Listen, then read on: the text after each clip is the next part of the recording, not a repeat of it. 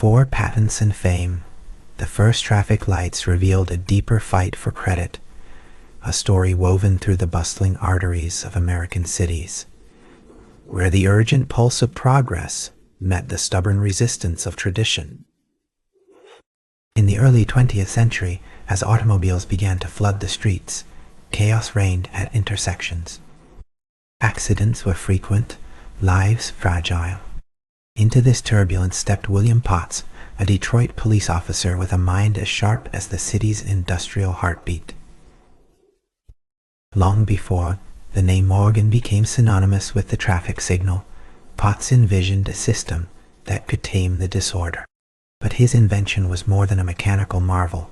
It was a symbol of an era grappling with rapid change, a quiet revolution in the way society moved. This is the story of William Potts and the bigger narrative behind the traffic light's creation, a tale of innovation, recognition, and the relentless drive to be seen. The streets of Detroit in the 1910s are a symphony of noise and motion. Horse-drawn carriages jostle with rickety automobiles, while pedestrians thread their way through the chaos. Traffic accidents are common calamities, and the city's police force is overwhelmed. Among them is William Potts, a man who carries not just a badge, but a deep curiosity. As a sergeant, Potts is tasked with managing traffic, a job that demands both authority and ingenuity. He watches the chaos with a keen eye, recognizing that human signals, hand gestures, whistles, and flags are no longer adequate to control the growing tide of vehicles. In his mind, a new kind of signal must emerge, one that speaks the language of machines and men alike, bringing order to urban life. The story of traffic signals begins before Potts, rooted in the industrial age's quest to organize movement. In 1868, the first known traffic signal, a gas-lit semaphore, was installed outside the British Houses of Parliament. But it was short-lived, exploding and injuring its operator. Decades later, inventors experimented with various designs: semaphore arms, colored lights, and mechanical timers. In the United States, the first electric traffic signal appeared in Cleveland in 1914, a simple red and green system controlled by a police officer. Yet these early devices were limited, unable to adapt to the complexities of growing cities.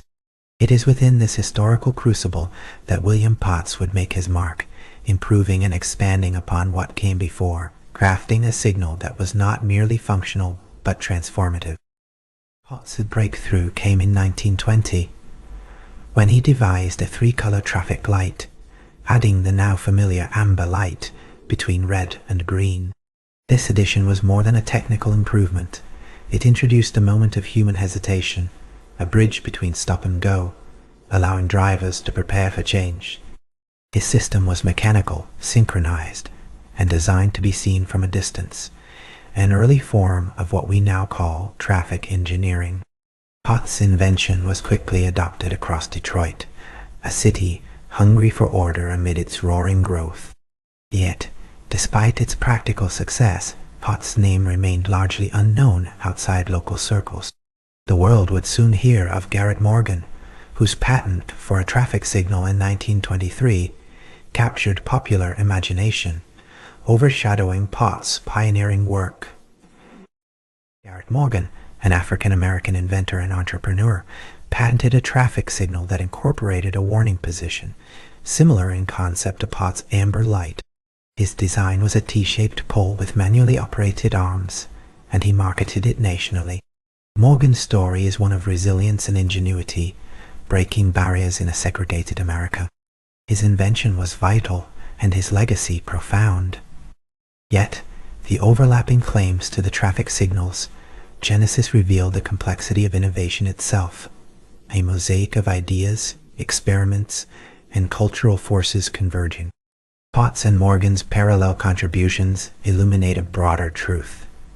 Technology is rarely the work of a lone genius, but the unfolding narrative of many voices, each shaped by their time and place.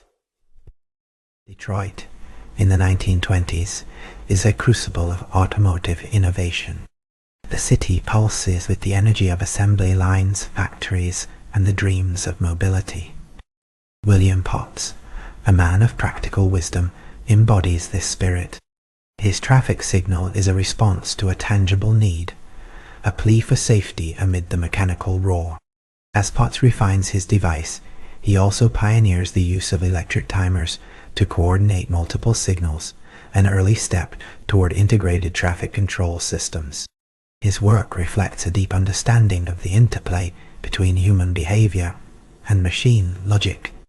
Yet, Potts' modesty and position within the police force mean his contributions are recorded more in municipal archives than in national headlines. His story challenges us to look beyond fame and patents to the quiet architects of change. The narrative of the traffic signal also intersects with the broader social currents of the era. The automobile democratized mobility, but also intensified urban challenges, pollution, congestion, and the need for new infrastructures. Cities wrestled with how to balance innovation with public safety, individual freedom with collective order. Potts' invention is emblematic of this tension. His traffic light is a mediator, a silent arbiter at the crossroads of modern life. It demands obedience but promises security. The amber light in particular invites a moment of reflection, a pause in the relentless advance of progress. In this simple color lies a profound metaphor for the human condition, caught between movement and stillness, certainty and uncertainty. Recognition for Potts' invention was slow and fragmented. While the Detroit Police Department embraced his traffic signals, the broader world remained unaware. Patents and publicity favored others, including Morgan, whose entrepreneurial acumen secured a place in history books. This disparity exposes the uneven nature of historical memory, shaped as much by race, class, and access as by invention itself. Potts' story invites us to reconsider how we honor technological pioneers. It urges a more inclusive view, one that acknowledges the contributions of those who work quietly, without the spotlight, yet whose impact resonates every day as we stop at red lights and proceed on green. The three-color traffic light, now a universal symbol, extends beyond its practical function. It has seeped into cultural consciousness, inspiring art, literature, and metaphor. Potts' amber light, the middle ground, becomes a symbol of transition, warning, and anticipation. It teaches patience in a world that often demands haste. The traffic signal's evolution reflects broader themes of modernity, the negotiation between human agency and technological control, the rhythms of urban life, and the quest for safety within freedom. Potts' invention, though overshadowed, is a cornerstone of this legacy, a reminder that progress is often a collective endeavor, layered with complexity and rich with untold stories. As we trace the lineage of the traffic signal, we also glimpse the city itself, a living organism adapting to the pressures of growth and change. Detroit streets are transformed by Potts' vision, becoming more navigable, more predictable. The traffic light becomes a symbol of order amidst chaos, a beacon of hope for safer travel. Yet, it also prompts questions about control and compliance. Who decides when to stop and go? How does technology shape human behavior? Potts' creation is not merely a mechanical device, but a participant in the social contract, a mediator between individual desire and collective necessity. In this light, the traffic signal is a profound invention, shaping not only movement, but the very fabric of urban life. The story of William Potts and the traffic signal is a testament to the often unseen forces behind everyday technologies. It reveals how innovation is grounded in observation, empathy, and a desire to serve the public good. Potts' journey from police sergeant to inventor embodies the spirit of the Roots Renaissance, a rediscovery of foundational stories that have shaped our world. His amber light, a small yet significant addition, invites us to pause and reflect on the layers of history beneath familiar objects.